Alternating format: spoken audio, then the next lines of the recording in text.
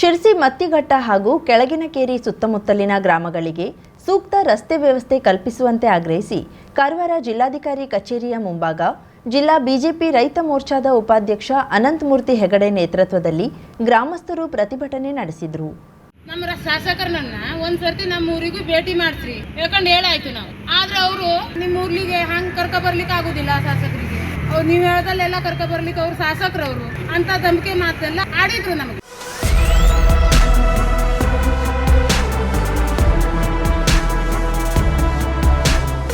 ಸಿದ್ದರಾಮಯ್ಯಣ್ಣ, ನೀವು ಉಸಿರು ಎತ್ತಿರ SC ST ಹೇಳ್ತೀರಿ, ನಮ್ಮ ಕಣ್ಣೀರು ನಿಮ್ಗೆ ಅರ್ಥ ಆಗುದಿಲ್ಲ. ಸಿದ್ದರಾಮಯ್ಯಣ್ಣ ನೋಡು ಅಣ್ಣ.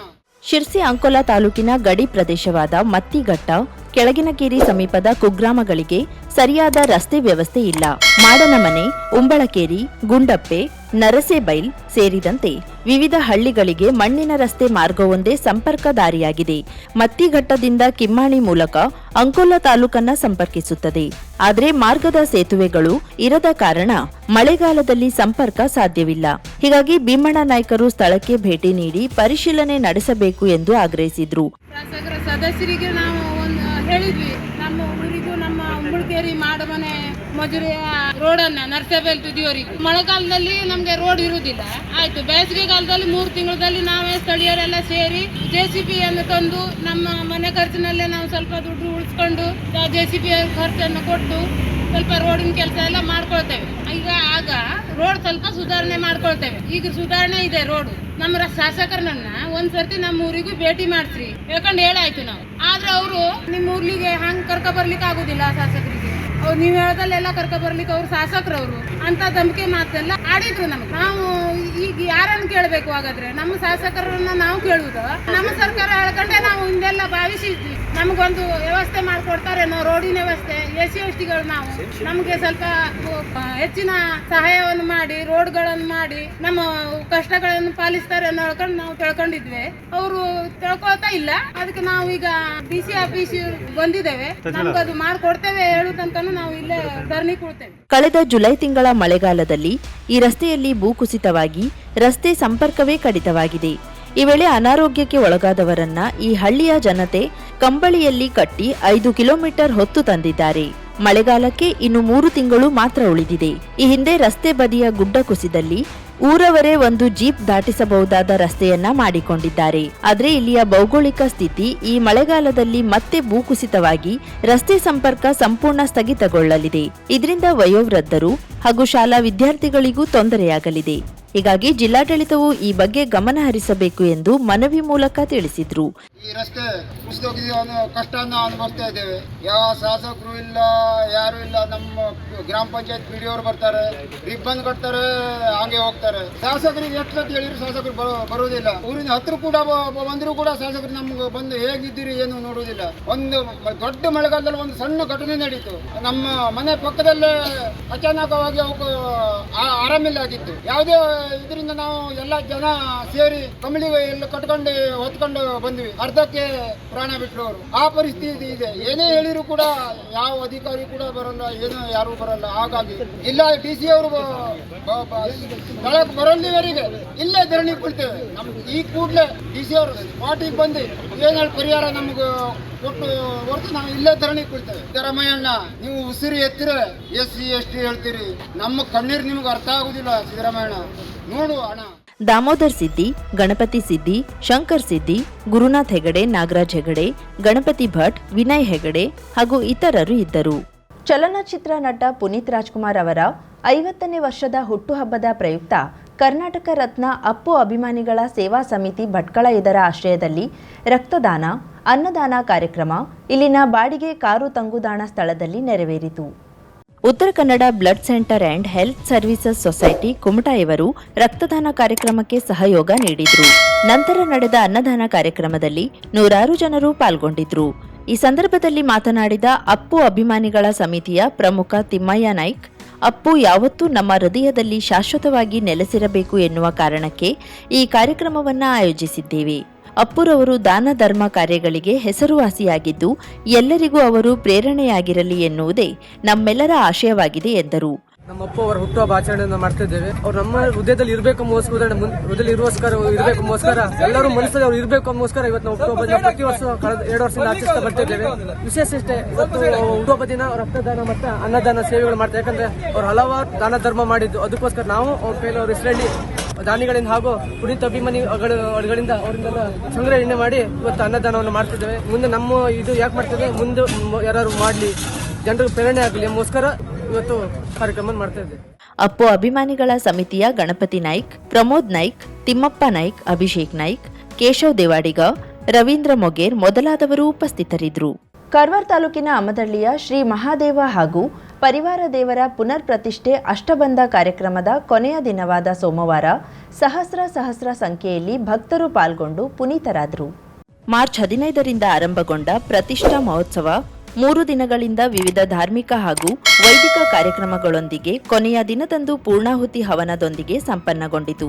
ಕಳೆದ 3 ದಿನಗಳಿಂದಲೂ ಗ್ರಾಮದ ಅರ್ಚಕರಾದ ಪಾಂಡುರಂಗ ಜೋಶಿ ಹಾಗೂ ಶ್ರೀಹರ್ಷ ಜೋಶಿ ಸಮ್ಮುಖದಲ್ಲಿ ಗಾಯತ್ರಿ ಭಟ್ ಕಾರವಾರ ಹಾಗೂ ಹಿರೇ ಭಟ್ ಗೋಕರ್ಣ ನೇತೃತ್ವದಲ್ಲಿ ವಿವಿಧ ದೈವಿಕ ವಿಧಿವಿಧಾನಗಳು ನಡೆದವು. ಕೊನೆಯ ದಿನವಾದ ಸೋಮವಾರ ಗಣೇಶ ಪೂಜೆ, ಪುಣ್ಯಾಹ, ಬ್ರಹ್ಮ ಕಲಶಾಭಿಷೇಕ, ಅಧಿವಾಸ ಹವನ, ಪ್ರತಿಷ್ಠಾ ಉತ್ತರಾಂಗ ಹವನಗಳು, ಶಾಂತಿ, ಪ್ರಾಯಶ್ಚಿತ ಹವನ, ರುದ್ರ ಹವನ, ಪೂರ್ಣಾಹುತಿ, ಪೂರ್ಣ ಕಲಸಾನಿಧ್ಯ, ಕಲಶಾಭಿಷೇಕ, ಮಹಾಪೂಜೆ, ಮಹಾಮಂಗಳಾರತಿ, ಸಾಮೂಹಿಕ ಪ್ರಾರ್ಥನೆ, ತೀರ್ಥ ಪ್ರಸಾದ ವಿತರಣೆ, ಆಶೀಗ್ರಹಣ ಇತ್ಯಾದಿ ದೈವಿಕ ಕಾರ್ಯಕ್ರಮಗಳು ಜರುಗಿದವು.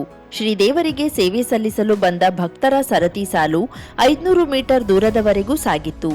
ಮಧ್ಯಾಹ್ನ ನಡೆದ ಅನ್ನ ಸಂತರ್ಪಣೆ ಕಾರ್ಯಕ್ರಮದಲ್ಲಿ ಸಾವಿರಾರು ಭಕ್ತರು ಆಗಮಿಸಿ ಅನ್ನಪ್ರಸಾದ ಸ್ವೀಕರಿಸಿ ಕೃತಾರ್ಥರಾದರು. ಕಳೆದ 2 ವರ್ಷಗಳ ಹಿಂದೆ ಸಂಕಲ್ಪ ಮಾಡಿಕೊಂಡಂತೆ ನೂತನ ಶಿಲಾಮಯ ದೇವಾಲಯ ನಿರ್ಮಾಣಕ್ಕೆ ಕೈಜೋಡಿಸಿ ಸಹಕಾರ ನೀಡಿದ ಭಕ್ತರಿಗೆ ದೇವಸ್ಥಾನದ ಅರ್ಚಕರು ಕೃತಜ್ಞತೆ ಸಲ್ಲಿಸಿದರು. ಸಂದರ್ಭದಲ್ಲಿ ಶ್ರೀ ಮಹಾದೇವರ ಪ್ರತಿಷ್ಠಾಪನೆಯನ್ನು ಮಾಡಿ ಇವತ್ತಿನ ಶತರುದ್ರ ಪಾರಾಯಣ ಹಾಗೆ ಅದರ ದಶಾಂಶದಿಂದ ಹೋಮವನ್ನು ಸಂಪನ್ನ ಮಾಡಿದ್ದೇವೆ. ಹಾಗೆ ಮಹಾಪೂರ್ಣಾಹುತಿ ಒಟ್ಟಿಗೆ ಕಾರ್ಯಕ್ರಮವನ್ನು ಸಂಪೂರ್ಣವಾಗಿ ಯಶಸ್ವಿಗೊಳಿಸಿದ್ದೇವೆ. ಶ್ರೀ ದೇವರ ಅನುಗ್ರಹದಿಂದ ಭಕ್ತಾದಿಗಳ ಜನಸಾಗರನೇ ಬರ್ತಾ ಇದೆ. ಹಾಗೆ ಬಂದಂಥ ಭಕ್ತಾದಿಗಳ ಎಲ್ಲ ಕಷ್ಟ ಕಾರ್ಪಣ್ಯಗಳು, ಜನರ ದುಃಖ ನೋವು ಇವನ್ನೆಲ್ಲವ ಆ ದೇವರ ಅನುಗ್ರಹದಿಂದ ನಾಶ ಮಾಡಿ ಎಲ್ಲ ಜನರ ಜೀವನದಲ್ಲಿ ಸುಖ, ಶಾಂತಿ, ನೆಮ್ಮದಿ, ಆಯುರಾರೋಗ್ಯ, ಐಶ್ವರ್ಯ ದೇವರು ಕೊಟ್ಟು ಕಾಪಾಡಲಿ ಅಂತ ನಾವು ಸಮಿತಿಯಿಂದ ಇವತ್ತಿನ ದಿನ ದೇವರಲ್ಲಿ ಪ್ರಾರ್ಥನೆ ಮಾಡಿದ್ದೀವಿ. ಹಾಗೆ ಕಾಲಕ್ಕೆ ಮಳೆ ಆಗಬೇಕು, ಹಾಗೆ ಜನರು ಬೆಳೆದಂಥ ಬೆಳೆ ಅವರ ಕೈ ಸೇರಬೇಕು, ಜಾನುವಾರುಗಳಿಗೆಲ್ಲವ ರೋಗ ರುಜಿನಗಳು ಬರದಂತೆ ಈ ನಮ್ಮ ನಾಡಲ್ಲಿ ಗೋಸಂತತಿ ಅಭಿವೃದ್ಧಿಯಾಗಬೇಕು. ಹಾಗೆ ಧರ್ಮ ಜಾಗೃತಿಯಾಗಿ ಧರ್ಮದ ರಕ್ಷಣೆಯಾಗಬೇಕು. ದೇವರ ಅನುಗ್ರಹ ಇಡೀ ಲೋಕಕ್ಕೂ ಸಿಕ್ಕಿ ಆ ದೇವರ ಸಂಪೂರ್ಣ ಅನುಗ್ರಹ. 150 ವರ್ಷಗಳ ಇತಿಹಾಸ ಇರುವ ಈ ದೇವಾಲಯದ ಕಟ್ಟಡ ಶಿಥಿಲವಾಗಿದ್ದು, ನೂತನ ದೇವಾಲಯ ನಿರ್ಮಾಣಕ್ಕೆ ಸಕಲ ಭಕ್ತರ ಆಶಯದಂತೆ ಕಳೆದ 2 ವರ್ಷಗಳ ಹಿಂದೆ ಮುನ್ನುಡಿ ಇಡಲಾಗಿತ್ತು. ಅದರಂತೆ ಶ್ರೀ ಭಾರತೀ ತೀರ್ಥ ಮಹಾಸ್ವಾಮಿಗಳ ಪೂರ್ಣಾನುಗ್ರಹ ಹಾಗೂ ಶ್ರೀಮದ್ ಜಗದ್ಗುರು ಶ್ರೀ ವಿಧುಶೇಖರ ಭಾರತಿ ಮಹಾಸ್ವಾಮಿಗಳ ಅಮೃತ ಹಸ್ತದಿಂದ ದೇವಾಲಯದ ಶಿಲಾನ್ಯಾಸವನ್ನ ನೆರವೇರಿಸಲಾಗಿತ್ತು. ಭಕ್ತಾದಿಗಳ ದೊಡ್ಡ ಮೊತ್ತದ ವೆಚ್ಚ, ಸ್ಥಳೀಯ ಸಂಘ ಸಂಸ್ಥೆಗಳು ಹಾಗೂ ಶ್ರೀ ಕ್ಷೇತ್ರಗಳಿಂದ ದೇಣಿಗೆ ಹಾಗೂ ವಸ್ತು ರೂಪದಲ್ಲಿ ಮತ್ತು ಸ್ಥಳೀಯ ಭಕ್ತಜನರ ಶ್ರಮದಾನದ ಮೂಲಕ ಸಕಾಲಕ್ಕೆ ಸಹಕರಿಸಿದ ಪರಿಣಾಮ ಸಂಪೂರ್ಣ ಶಿಲಾಮಯವಾದ ಸುಂದರ ದೇವಾಲಯ ನಿರ್ಮಾಣಗೊಂಡಿದ್ದು ಎಲ್ಲರ ಹೆಮ್ಮೆಗೆ ಕಾರಣವಾಗಿದೆ. ಪವಿತ್ರ ಧಾರ್ಮಿಕ ಕ್ಷೇತ್ರವಾಗಿ ವಿರಾಜಿಸಲ್ಪಡುತ್ತಿರುವ ಈ ಸುಂದರ ದೇವಾಲಯಕ್ಕೆ ಅಸಂಖ್ಯಾತ ಭಕ್ತರು ಆಗಮಿಸಿ ವಿವಿಧ ಸೇವೆ ಸಲ್ಲಿಸಿ ಭಕ್ತಿ ಪರಾಕಾಷ್ಠೆಯಲ್ಲಿ ಮಿಂದೆದ್ದ ಭಕ್ತರಿಗೆ ಸಕಲ ವ್ಯವಸ್ಥೆ ಕಲ್ಪಿಸಿದ ದೇವಸ್ಥಾನದ ಸಮಿತಿ ಹಾಗೂ ಆಡಳಿತ ಮಂಡಳಿಗೆ ಭಕ್ತರು ಮೆಚ್ಚುಗೆಯನ್ನ ವ್ಯಕ್ತಪಡಿಸಿದ್ರು. ಪ್ರಾಣ ಪ್ರತಿಷ್ಠೆಯನ್ನು ಕೂಡ ಇವತ್ತಿನ ದಿವಸ ಮಾಡಿದ್ದಾರೆ. ಇಡೀ ಇತಿಹಾಸದಲ್ಲಿಯೇ 150 ವರ್ಷಗಳ ಇತಿಹಾಸ ಇರುವಂಥ ಈ ಒಂದು ದೇಗುಲ ಬಹಳ ಒಂದು ಸುಂದರವಾಗಿ ಇಲ್ಲಿಯ ಎಲ್ಲ ಭಕ್ತಾದಿಗಳು, ಎಲ್ಲ ಕಮಿಟಿಯವರು, ಜೀರ್ಣೋದ್ಧಾರ ಕಮಿಟಿಯವರು, ಎಲ್ಲರೂ ಸಾರ್ವಜನಿಕರು ಸೇರಿ ಬಹಳ ಹುಮ್ಮಸ್ಸದಿಂದ, ಸಂತೋಷದಿಂದ ಈ ಒಂದು ದೇವಾಲಯವನ್ನು ಅತಿ ವಿಜೃಂಭಣೆಯಿಂದ ಇವತ್ತು ದೇವರ ಒಂದು ಸನ್ನಿಧಿ ಉದ್ಘಾಟನೆ ಮಾಡಿದ್ದಾರೆ. ಭಗವಂತ ಎಲ್ಲರಿಗೂ ಒಳ್ಳೆಯದನ್ನು ಮಾಡಲಿ ಅಂತ ನಾನು ದೇವರಂತ ಪ್ರಾರ್ಥಿಸಿಕೊಳ್ಳೋದಷ್ಟೇ ಅಲ್ಲ, ಈ ಒಂದು ದೇಗುಲಕ್ಕೆ 100 ವರ್ಷಗಳ ಇತಿಹಾಸ ಇರುವುದರಿಂದ ಭಕ್ತಾದಿಗಳು, ಈ ಒಂದು ದೇವಸ್ಥಾನ ಭಕ್ತಾದಿಗಳು ಎಲ್ಲಿಯೂ ಇದ್ದರು, ರಾಜ್ಯ ರಾಷ್ಟ್ರ ಮಟ್ಟದಲ್ಲಿ ಎಲ್ಲಿಯೂ ಇದ್ದರೂ ಕೂಡ ಆ ದೇವರ ಒಂದು ದರ್ಶನ ಮಾಡಿಕೊಂಡು ಹೋಗಬೇಕು, ಪ್ರಸಾದ ಸ್ವೀಕಾರ ಮಾಡಿಕೊಂಡು ಹೋಗ್ಬೇಕನ್ನೋದು ನಾನು ಹೇಳ್ಕೊಳ್ತಾ, ಈ ಪ್ರಸಿದ್ಧವಾದ ದೇಗುಲವನ್ನು ನೋಡಿದ್ರೆ ಕಣ್ತುಂಬ ನೋಡಿದ್ರೇ ಖುಷಿಯಾಗಿರುವಂಥದ್ದು, ತಾವು ಒಮ್ಮೆ ಭೇಟಿ ನೀಡಿದ್ರೆ ಗೊತ್ತಾಗುವಂಥದ್ದು. ಸುಮಾರು 150 ವರ್ಷಗಳ ಇತಿಹಾಸ ಇರತಕ್ಕಂಥ ಆಮದಹಳ್ಳಿಯ ಶ್ರೀ ಮಹಾದೇವ ದೇವಸ್ಥಾನವನ್ನು ಪುನಃ ಒಂದು ಜೀರ್ಣೋದ್ಧಾರ ಕಾರ್ಯವನ್ನು ಮಾಡಿ ಇವತ್ತು ಪುನಃ ಪ್ರತಿಷ್ಠಾಪನೆಯನ್ನು ಮಾಡಿದ್ದಾರೆ. ಮುಖ್ಯವಾಗಿ ಮಹಾದೇವರ ಒಂದು ವಿಗ್ರಹ ಆಗಿರ್ಬೋದು, ಹಾಗೆ ಪರಿವಾರ ದೇವರುಗಳ ಒಂದು ವಿಗ್ರಹಗಳಾಗಿರ್ಬೋದು, ಎಲ್ಲವನ್ನ ಇವತ್ತು ಪುನಃ ಪ್ರತಿಷ್ಠಾಪನೆ ಮಾಡಿದ್ದಾರೆ. ಇವತ್ತು ಸ್ಪೆಷಲ್ ಆಗಿ ಒಂದು ವಿಶೇಷವಾಗಿ ಹೇಳಬೇಕಂದ್ರೆ ಇವತ್ತು ರುದ್ರಾಭಿಷೇಕ ಇತ್ತು, ಮಹಾಪೂಜೆ ಇತ್ತು, ಆಮೇಲೆ ಪೂರ್ಣಾಹುತಿ ಕಾರ್ಯಕ್ರಮಗಳೆಲ್ಲ ಇತ್ತು. ಇದಕ್ಕೆ ಸಾಕಷ್ಟು ಹೆಚ್ಚಿನ ಸಂಖ್ಯೆಯಲ್ಲಿ ಭಕ್ತಾದಿಗಳು ಒಂದು ಆಗಮಿಸಿ ಈ ಒಂದು ಕಾರ್ಯಕ್ರಮವನ್ನು ಯಶಸ್ವಿಗೊಳಿಸಿ ನಮ್ಮೆಲ್ಲರಿಗೂ ನಮ್ಮ ಆಮದಹಳ್ಳಿಯ ಗ್ರಾಮಸ್ಥರಿಂದ ಸಮಸ್ತ ಒಂದು ಗ್ರಾಮದವರಿಂದ ಒಂದು ತುಂಬಿದ ಒಂದು ಧನ್ಯವಾದಗಳು. ಇನ್ನು ಮುಂದೆ ಹೆಚ್ಚಿನ ಸಂಖ್ಯೆಯಲ್ಲಿ ಭಕ್ತಾದಿಗಳು ಬಂದು ತಮ್ಮ ಇಷ್ಟಾರ್ಥಿಗಳನ್ನು ಈಡೇರಿಸ್ಕೋಬಹುದು. ಆ್ಯಂಡ್ ಇನ್ನು ಹೆಚ್ಚಾಗಿ ಹೇಳಬೇಕಂದ್ರೆ ಹಲವಾರು ವರ್ಷಗಳ ಇತಿಹಾಸ ಹೊಂದಿರತಕ್ಕಂಥ ಈ ಒಂದು ಮಹಾದೇವ ದೇವಸ್ಥಾನ ಈ ಒಂದು ಕಾಲಘಟ್ಟದಲ್ಲಿ ಈ ರೀತಿಯ ಒಂದು ಹೊಸ ಒಂದು ದೃಷ್ಟಿಕೋನದಿಂದ ನೋಡೋದಾದರೆ ನಮ್ಮೆಲ್ಲರಿಗೂ ಒಂದು ಭಾಳ ಖುಷಿ ಕ್ಷಣ ಇದು. ಸೊ ಈ ಒಂದು ವಿಶೇಷವಾದ ಕಾರ್ಯಕ್ರಮಕ್ಕೆ ದೂರದ ಊರುಗಳಿಂದೆಲ್ಲ ಹಲವಾರು ಭಕ್ತಾದಿಗಳು ಬಂದಿದ್ದಾರೆ. ಆಶಾ ಕಾರ್ಯಕರ್ತೆಯರಿಗೆ ಪ್ರೋತ್ಸಾಹಧನ ಸೇರಿದಂತೆ ಕನಿಷ್ಠ 10,000 ರೂಪಾಯಿಗಳ ಗೌರವಧನವನ್ನು ಏಪ್ರಿಲ್ ತಿಂಗಳಿನಿಂದ ಒದಗಿಸುವಂತೆ ಕೂಡಲೇ ಆದೇಶ ನೀಡಬೇಕು ಎಂದು ಆಗ್ರಹಿಸಿ ಜಿಲ್ಲಾಧಿಕಾರಿ ಕಚೇರಿಯ ಮುಂಭಾಗದಲ್ಲಿ ರಾಜ್ಯ ಸಂಯುಕ್ತ ಆಶಾ ಕಾರ್ಯಕರ್ತೆಯರ ಸಂಘದಿಂದ ಪ್ರತಿಭಟನೆ ನಡೆಸಲಾಯಿತು. ಈ ಹಿಂದೆ ಸಂಘದ ಪದಾಧಿಕಾರಿಗಳೊಂದಿಗೆ ಜನಪ್ರತಿನಿಧಿಗಳು ಸಭೆ ನಡೆಸಿದ್ದಾರೆ. ಏಪ್ರಿಲ್ ತಿಂಗಳಿನಿಂದ ಎಲ್ಲ ಆಶಾ ಕಾರ್ಯಕರ್ತೆಯರಿಗೆ ಪ್ರೋತ್ಸಾಹಧನ ಸೇರಿಸಿ ಕನಿಷ್ಠ 10,000 ರೂಪಾಯಿಗಳ ಗೌರವಧನವನ್ನು ನೀಡಲಾಗುವುದು. ಇದನ್ನು ಹೊರತುಪಡಿಸಿ ಕಾಂಪೊನೆಂಟ್ಗಳ ಹೆಚ್ಚುವರಿ ಕೆಲಸದ ಆಧಾರದ ಮೇಲೆ ಹೆಚ್ಚುವರಿ ಇನ್ಸೆಂಟಿವ್ ಕೂಡ ನೀಡಲಾಗುವುದು ಎಂದು ತೀರ್ಮಾನಿಸಲಾಗಿದ್ದು, ಈ ಬಗ್ಗೆ ಬಜೆಟ್ನಲ್ಲಿಯೂ ತಿಳಿಸಲಾಗಿದ್ದು, ಈ ಭರವಸೆಗಳನ್ನು ಕೂಡಲೇ ಜಾರಿ ಮಾಡಬೇಕು ಎಂದು ಆಗ್ರಹಿಸಿದರು. ಆಶಾ ಕಾರ್ಯಕರ್ತೆಯರಿಗೆ ಕಾಂಪೊನೆಂಟ್ಗಳಿಂದ ಕಡಿಮೆ ಮೊತ್ತದ ಪ್ರೋತ್ಸಾಹಧನ ಬಂದಲ್ಲಿ ಸರ್ಕಾರವೇ ವ್ಯತ್ಯಾಸದ ಹಣವನ್ನು ಪಾವತಿಸಿ 10,000 ರೂಪಾಯಿ ಗ್ಯಾರಂಟಿ ದೊರೆಯುವಂತೆ ಕ್ರಮ ಕೈಗೊಳ್ಳಲಾಗುವುದು ಎಂದು ಕೂಡಲೇ ಆದೇಶಿಸಬೇಕು. ಆಯವ್ಯಯದಲ್ಲಿ ರಾಜ್ಯದ ಸುಮಾರು 2,50,000 ಅಂಗನವಾಡಿ ಬಿಸಿಯೂಟ ಕಾರ್ಯಕರ್ತೆಯರಿಗೆ 1,000 ರೂಪಾಯಿ ಹೆಚ್ಚಿಸಿದಂತೆ 42,000 ಆಶಾ ಕಾರ್ಯಕರ್ತೆಯರಿಗೂ 1,000 ರೂಪಾಯಿ ಹೆಚ್ಚಿಸಬೇಕು ಎಂದು ಆಗ್ರಹಿಸಿದರು.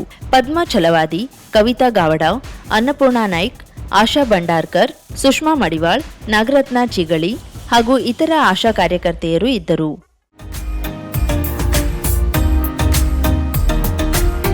ಮಿಲನ್ ಎಂಟರ್ಪ್ರೈಸಸ್ ಬೃಹತ್ ಎಲೆಕ್ಟ್ರಾನಿಕ್ ಹಾಗೂ ಫರ್ನಿಚರ್ ಮಳಿಗೆ. ಉತ್ತರ ಕನ್ನಡ ಜಿಲ್ಲೆಯಲ್ಲೇ ಅತಿ ಹೆಚ್ಚು ಮಳಿಗೆಗಳನ್ನ ಹೊಂದಿರುವ, ಅತಿ ಹೆಚ್ಚು ಸಂತೃಪ್ತ ಗ್ರಾಹಕರನ್ನ ಹೊಂದಿರುವ ಮೂಲಕ ಹೆಗ್ಗಳಿಕೆಗೆ ಪಾತ್ರವಾಗಿರುವ ಏಕೈಕ ಸಂಸ್ಥೆ ಮಿಲನ್ ಎಂಟರ್ಪ್ರೈಸಸ್. ನಮ್ಮ ಮಳಿಗೆಗಳಲ್ಲಿ ಪ್ರಸಿದ್ಧ ಕಂಪನಿಗಳ electronic refrigerator, washing machine, LED TV, ಎಸಿಗಳು ಲಭ್ಯ.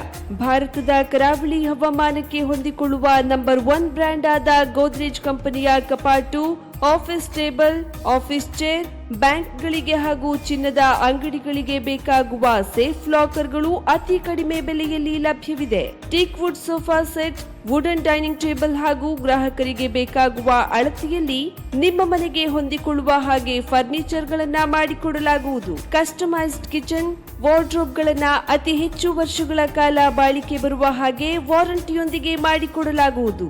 ನಮ್ಮಲ್ಲಿ ಡ್ಯೂರಾಫ್ಲೆಕ್ಸ್, ಗೋದ್ರೇಜ್ ಕಂಪನಿಯ memory foam mattress, orthopedic mattress, spring ಮ್ಯಾಟ್ರೆಸ್ಗಳು ಕಡಿಮೆ ಬೆಲೆಯಲ್ಲಿ ಲಭ್ಯ.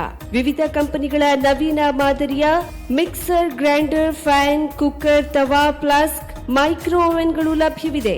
0% ಬಡ್ಡಿಯೊಂದಿಗೆ ಸ್ಥಳದಲ್ಲಿಯೇ ಬಜಾಜ್ ಫೈನಾನ್ಸ್ ನಿಂದ ಸಾಲ ಸೌಲಭ್ಯವಿದೆ. ಮಿಲನ್ ಎಂಟರ್ಪ್ರೈಸಸ್ ನಲ್ಲಿ ಖರೀದಿ ಮಾಡುವ ಗ್ರಾಹಕರಿಗೆ ಡಿಸ್ಕೌಂಟ್ ಮತ್ತು ಗಿಫ್ಟ್ ಜೊತೆಗೆ ಪ್ರತಿ 2,000 ರೂಪಾಯಿಗಳ ಖರೀದಿಗೆ ಒಂದು ಬಂಪರ್ ಲಕ್ಕಿ ಡ್ರಾ ಕೂಪನ್ ನೀಡಲಾಗುವುದು. ಈ ಲಕ್ಕಿ ಡ್ರಾನಲ್ಲಿ 7 ಲಕ್ಷದವರೆಗೆ ಬಹುಮಾನ ಗೆಲ್ಲುವ ಅವಕಾಶ ನಿಮ್ಮದಾಗಿರುತ್ತದೆ. ಲಕ್ಕಿ ಡ್ರಾದಲ್ಲಿ 1 ಕಾರ್, 2 ಬೈಕ್ ಮತ್ತು ರೆಫ್ರಿಜರೇಟರ್, ವಾಷಿಂಗ್ ಮಷೀನ್ ಸೇರಿದಂತೆ 30 ಲಕ್ಕಿ ಗ್ರಾಹಕರಿಗೆ ಬಹುಮಾನ ಗೆಲ್ಲುವ ಅವಕಾಶ. ಗ್ರಾಹಕರ ಸಂತೃಪ್ತಿಗೆ ನಮ್ಮ ಮೊದಲ ಆದ್ಯತೆ ಎನ್ನುವುದು ಮಿಲನ್ ಎಂಟರ್ಪ್ರೈಸಸ್ ನ ವಾಕ್ಯ. ಉತ್ತರ ಕನ್ನಡ ಜಿಲ್ಲೆಯ ನಮ್ಮ ಶೋರೂಮ್ಗಳಾದ old Mahalakshmi super market, Mulla stop ಹತ್ತಿರ, ಕಾಜುಬಾಗ್ ಕಾರವಾರ, ಅಗ್ರಿಕಲ್ಚರ್ ಆಫೀಸ್ ಎದುರುಗಡೆ ಮಾಸ್ತಿಕಟ್ಟೆ ರೋಡ್ ಹೊನ್ನಾವರ, ಸೀಮಾ ಕಾಂಪ್ಲೆಕ್ಸ್ ಹತ್ತಿರ Moni Basti main road Bhatkal, Indian Bank ಎದುರು CP Bazar road Sirsi, JS building, JN road Dandeli, KS building, Motikeri road Haliyal. ಇಲ್ಲಿಗೆ ತಪ್ಪದೇ ಭೇಟಿ ನೀಡಿ ಸಂತೃಪ್ತರಾಗಿ.